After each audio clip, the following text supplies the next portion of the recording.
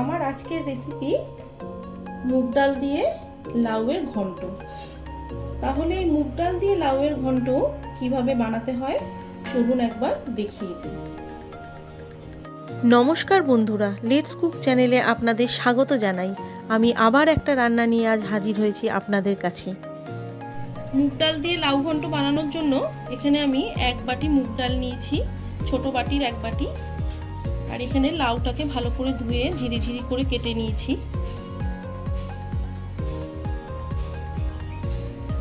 সবার প্রথমে এখন আমি ডালটাকে একটু হালকা করে ভেজে নেব, তারপরে আমি এটা ধুয়ে নেব।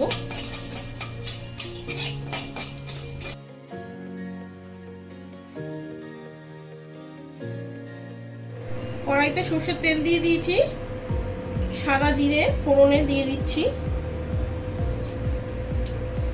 তেজপাতা, একটা শুকনো লঙ্কা।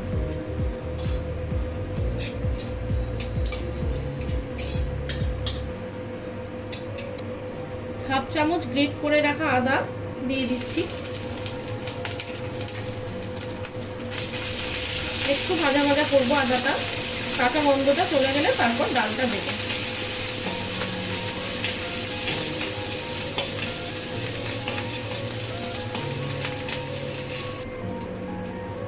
ডালটা দিয়ে দিচ্ছি, ধুয়ে রেখেছি।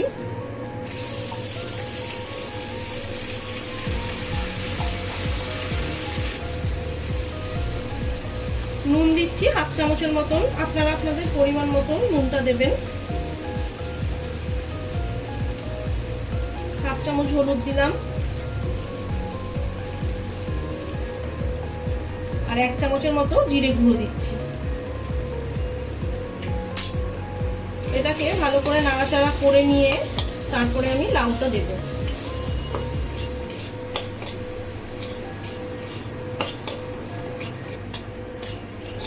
1-2 মিনিটের মতো ডালটা দিয়ে নাড়াচাড়া করে নিয়েছি। এবার আমি লাউটা দিয়ে দিচ্ছি। লাউটা দিয়ে একটু নাড়াচাড়া করে ঢাকা দিয়ে দেবো। এই লাউটার থেকেই যে জলটা বেরোবে তাতেই সিদ্ধ হবে, আলাদা করে কোনো জল দেওয়ার দরকার নেই। কটা চিড়ে রাখা কাঁচা লঙ্কা দিয়ে দিচ্ছি।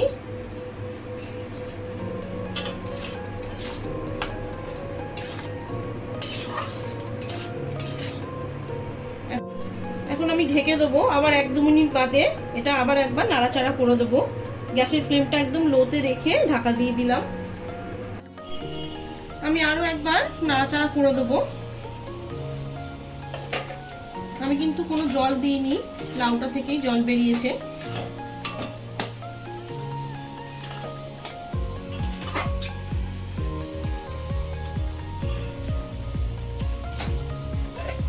আবার একটু ঢেকে দিচ্ছি।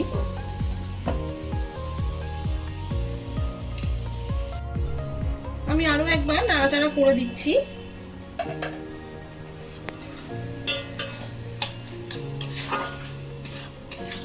মোটামুটি হয়েই এসছে, লাউটাও সিদ্ধ হয়ে গেছে। আর ডালটা কিন্তু একটু শক্ত শক্তই থাকবে, একদম গলে যাবে না।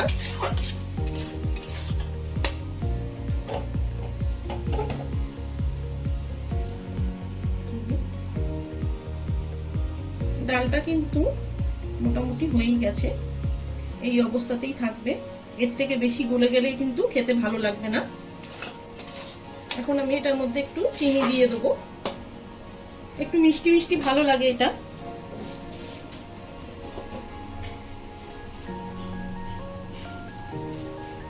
খুব সামান্য একটু চিনি দিয়ে দিচ্ছি। এবারে এটা নাড়াচাড়া করে যে জলটা আছে সেটা একদম শুকনো শুকনো করে ফেলবো।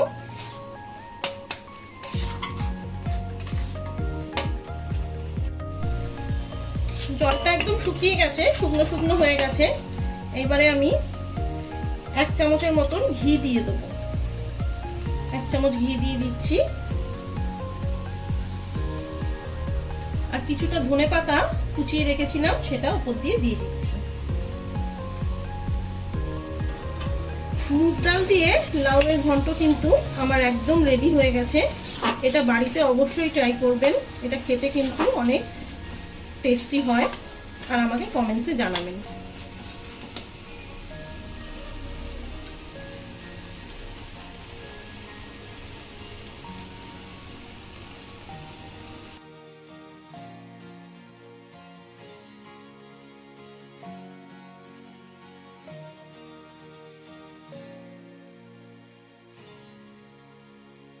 আমার ভিডিওটা যদি ভালো লাগে তাহলে লাইক করবেন, প্রচুর প্রচুর শেয়ার করবেন। আরও নতুন নতুন রান্না পাওয়ার জন্য লেটস কুক চ্যানেলটাকে সাবস্ক্রাইব করতে ভুলবেন না। ভালো থাকবেন, সুস্থ থাকবেন, ধন্যবাদ।